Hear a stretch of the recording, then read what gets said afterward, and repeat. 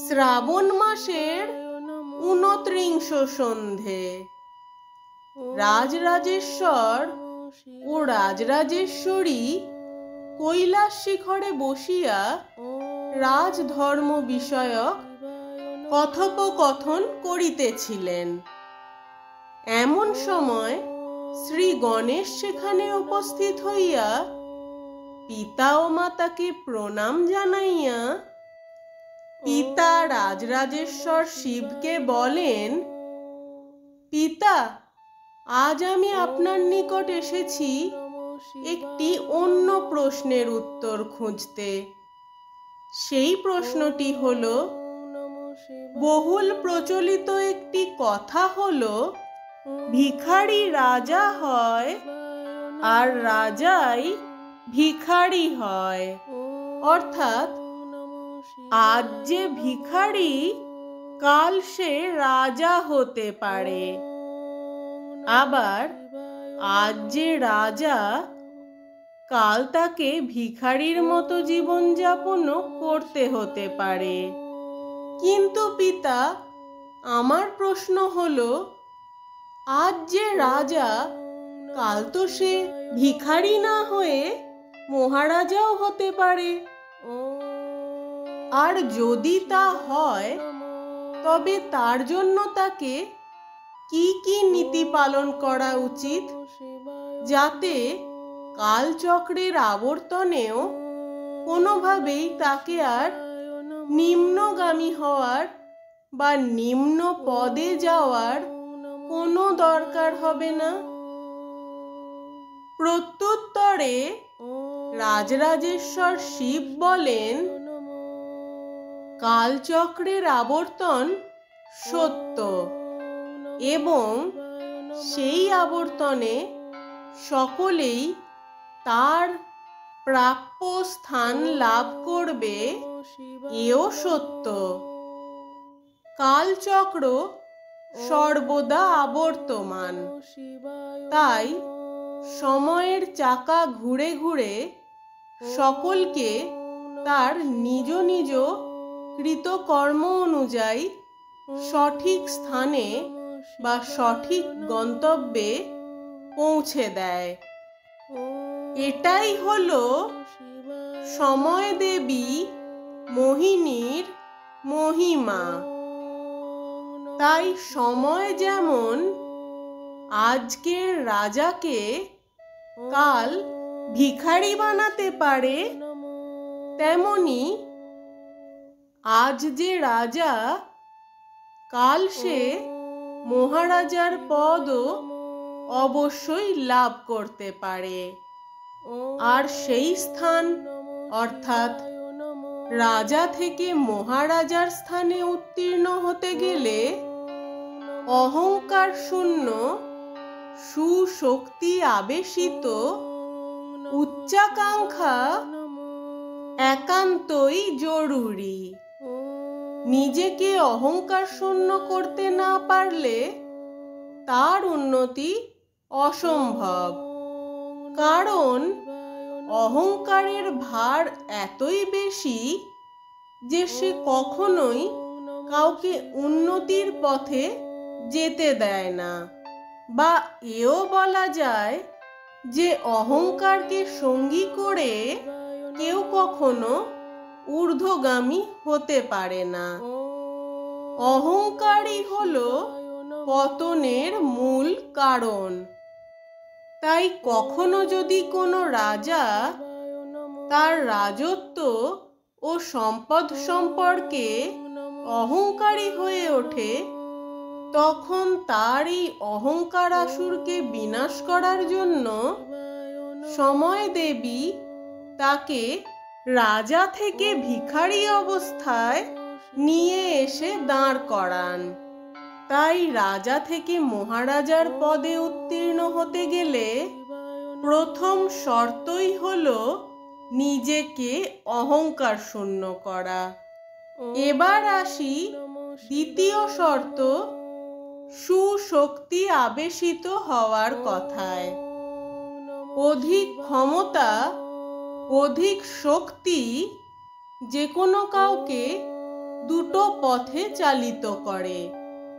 কেউ সেই শক্তির সঠিক প্রয়োগে নিজ শক্তিকে আরো বৃদ্ধি করার কাজে মনোনিবেশ করে, আবার কেউ বা সেই শক্তির আলোর তীব্রতায় আত্মহারা হয়ে সঠিক পথ চিনতে ভুল করে এবং সেই জন্য তখন সেই শক্তির অপপ্রয়োগ বা অপব্যবহার শুরু করে।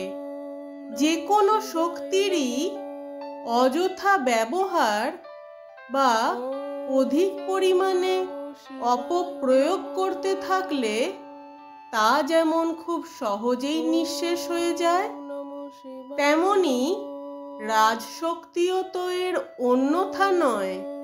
তাই যখন কোনো রাজা নিজ রাজশক্তির অপপ্রয়োগ করতে শুরু করে, তখন তার সেই শক্তি বা সেই ক্ষমতার স্থায়িত্বকাল খুব দ্রুত শেষ হয়ে আসে।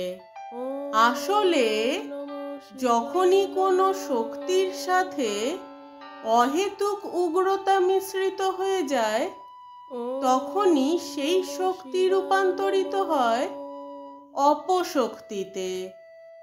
আর তখনই সময়ের নিয়মে ক্রমে ক্রমে তাকে রাজা থেকে ভিখারিতে পরিণত হতে হয়।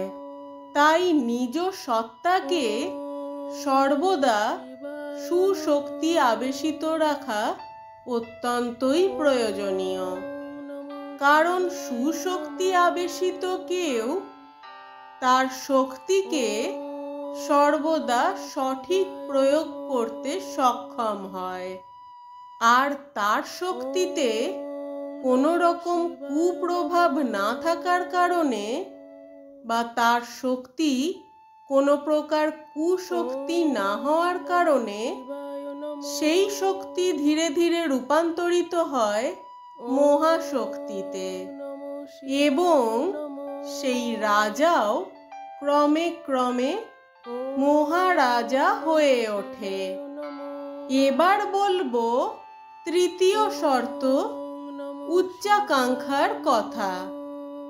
একজন রাজা তখনই মহারাজা হয়ে উঠতে পারে যখন তার মনে মহারাজা হয়ে ওঠার বিশুদ্ধ বাসনা থাকে। সর্বদা শুভ চিন্তন রাখলে নিজের মনের জোরে অনেক সময় দুর্লভ অনেক কিছুও লাভ করা যায় বা দুর্জয় অনেক কিছুও জয় করা যায়।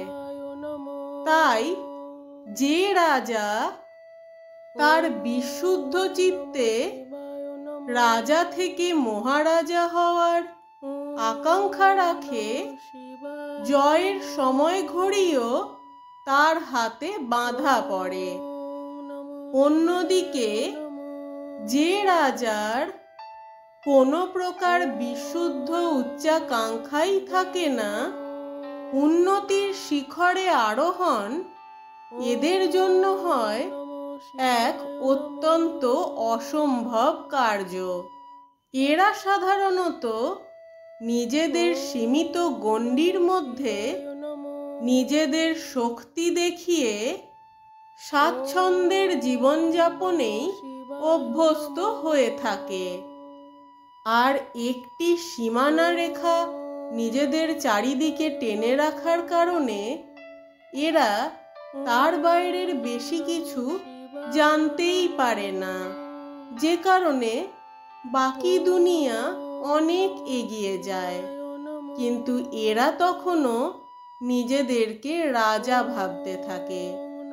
আসলে সেই সময়কালে যখন বাকি দুনিয়া অনেকটা এগিয়ে গেছে, তখন কালক্রমে পিছিয়ে পড়তে পড়তে এদের রাজপদ ভিখারির পদে এসে পৌঁছয়।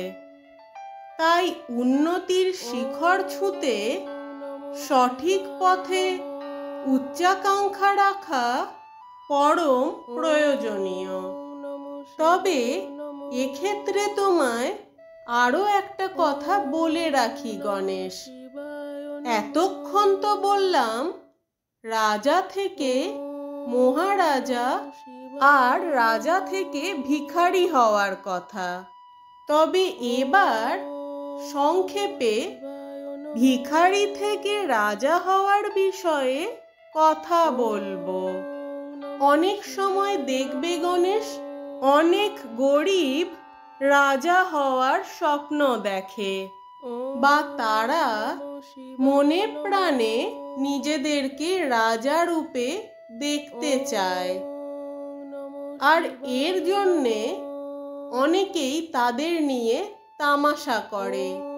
অনেকে আবার তাদের কিছুটা তাচ্ছিল্যও করে।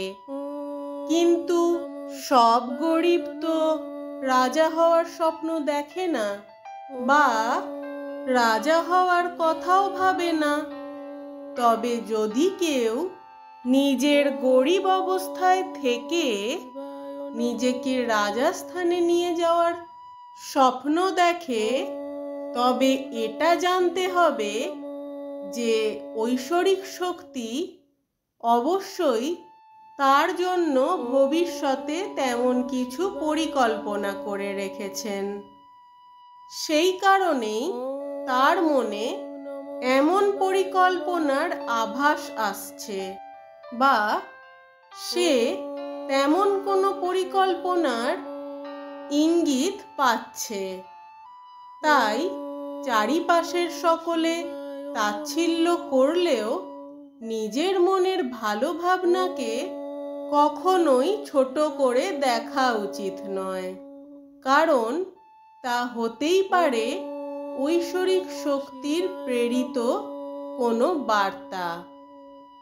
সর্বোপরি একটা কথা জেনে রেখো গণেশ, সেই রাজাকে কখনো হতে হয় না ফকির যার মন সুভাবনার, সুন্দর, শক্তি নীড়।